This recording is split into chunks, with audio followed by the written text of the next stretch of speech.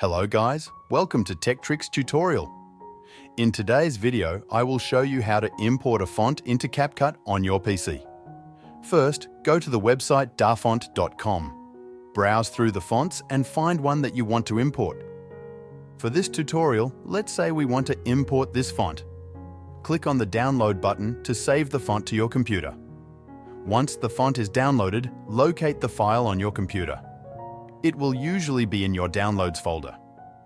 Double-click the font file to open it. Then, click the Install button to install the font onto your system.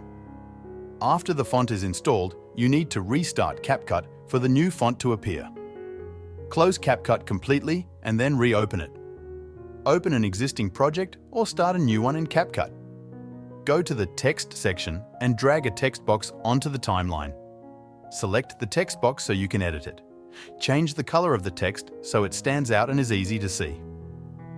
Now, go to the Font section. You will see a list of available fonts. Scroll all the way to the bottom of the list. You will find a section labeled System Font. If it is not expanded, click on it to expand the list. Look for the font you just installed, in this case, Supermilk, and select it. You can now customize the text with your new font.